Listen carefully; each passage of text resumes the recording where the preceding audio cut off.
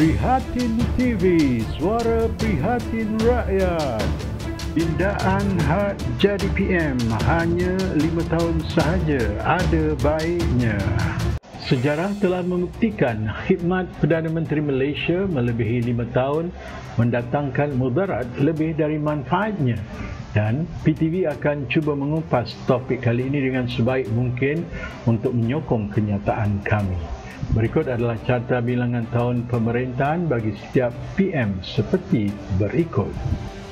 Perdana Menteri pertama Malaysia Tunku Abdul Rahman Putra Al-Haj juga dikenali sebagai bapa kemerdekaan memerintah dari tahun 1957 hingga 1970 selama 13 tahun dan berakhir secara teknikalnya kerana peristiwa berdarah 13 Mei 1969. Sikap dan sifat Tunku dikenali sebagai terlalu lembut dan ungkapan terkenal beliau iaitu tak apa diambil kesempatan oleh bangsa lain yang menuntut pelbagai keistimewaan yang membawa kepada peristiwa berdarah tersebut secara tidak langsung.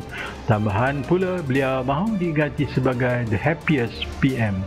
Walau bagaimanapun, selain dari itu, beliau tiada membawa apa-apa mudarat yang bersifat pribadi dengan berhenti sebagai PM yang biasa-biasa saja, tiadalah bergelar seorang jutawan atau mempunyai anak-anak yang juga jutawan, malah tiada meninggalkan langsung waris untuk kesinambungan politiknya walaupun memerintah selama 13 tahun dan hanya bersara dengan duit pencen PM saja.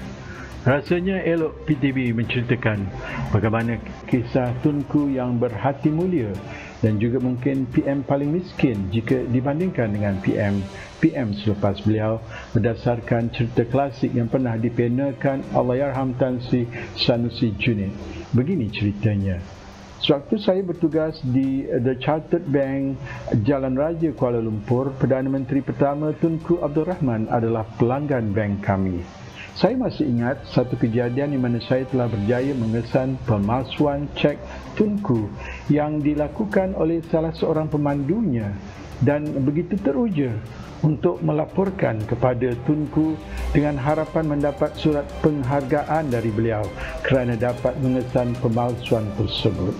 Surat tersebut akan dapat menaikkan reputasi saya di mata ibu pejabat bank di London.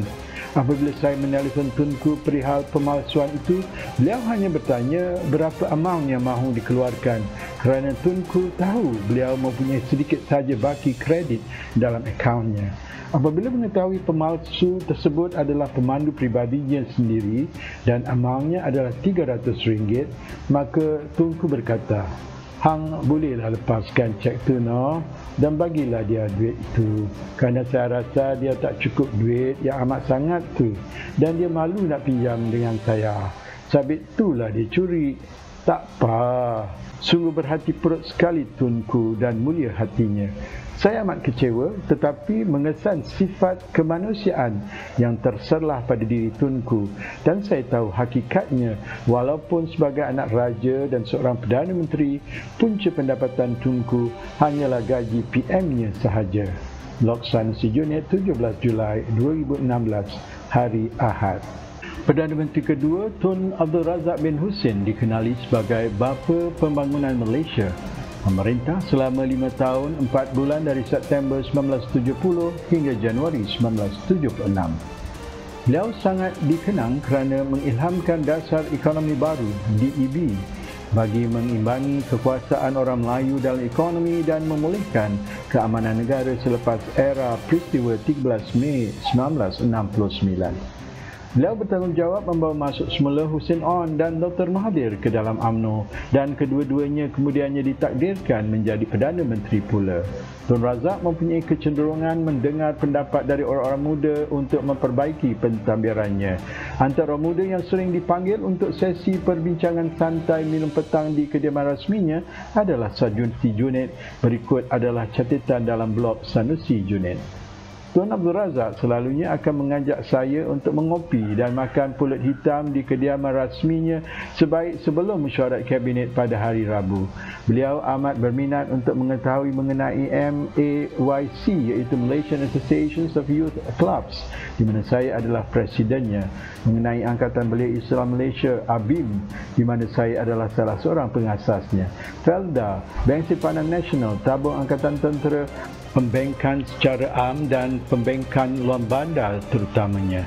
Beliau akan bertanya mengenai penanam padi di utara, penarik beca di Kelantan dan penanam kecil kelapa di sepanjang pesisiran pantai Selangor. Sepanjang ingatan saya, Tun Razak pernah menyatakan kepada saya, di kalangan anak-anaknya yang berpotensi menceburi politik adalah anak keduanya, iaitu Ahmad Johari, iaitu watak yang boleh dilihat dalam filem Tanda Putera. Tun Abdul Razak adalah satu-satunya PM setakat ini yang meninggal dunia sewaktu dalam jawatan, dan beliau dikesan mengidap penyakit leukemia pada 1969, tetapi merahsiakan penyakitnya itu daripada orang ramai termasuk isteri dan anak-anaknya. Penyakitnya itu hanya dikongsi bersama Tun Dr. Ismail dan doktor peribadinya Dr. Macpherson. Justru pemergiannya pada tahun 1976 begitu mengejutkan.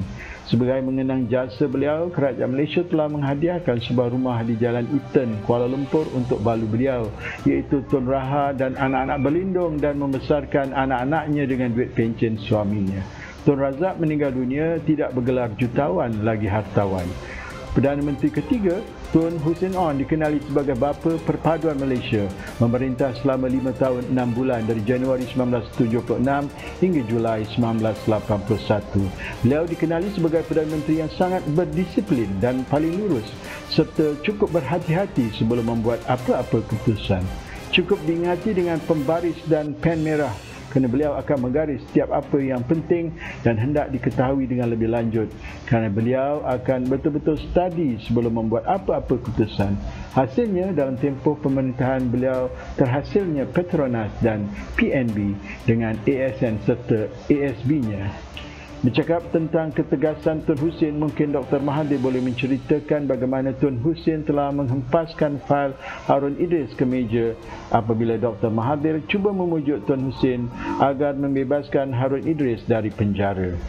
Bercakap tentang kejujuran dan kesetiaan pula, Tan Sri Sanusi Junid dilantik Timbalan Menteri boleh dijadikan rujukan kerana Tun Hussein Onn telah melantik Sanusi Junid.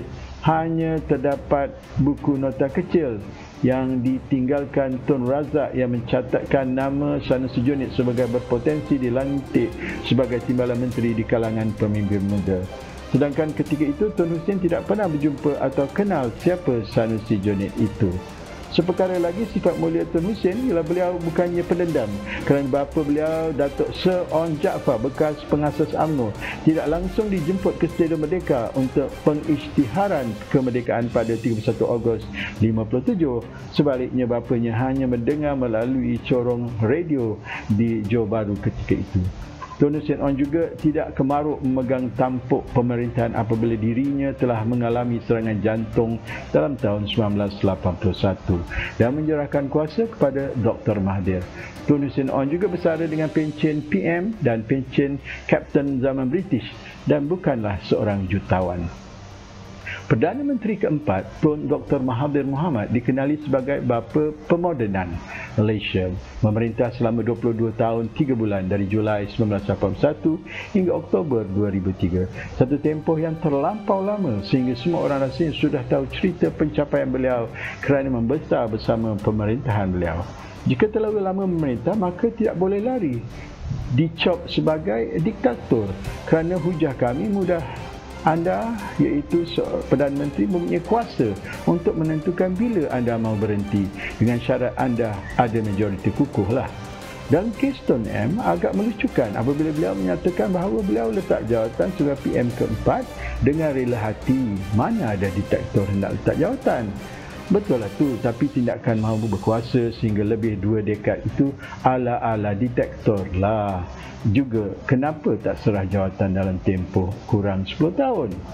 Oleh kerana memerintah selama 22 tahun dan tidak membelanjakan duit gaji PM kerana ditanggung kerajaan Malaysia, maka Dr. Mahathir Besara sebagai bekas PM bertaraf jutawan multi dan kemudian terkenal dengan perniagaan The Loaf-nya. Bukan beliau sahaja yang kaya, tetapi begitu juga anak-anaknya yang jutawan multi dan bilioner mungkin. Itu bukan salah mereka pun, kerana kalau bapa dah jadi PM terlampau lama, anak anda PM kalau jual kain buruk pun boleh jadi jutawan kerana membawa nama bapa anda.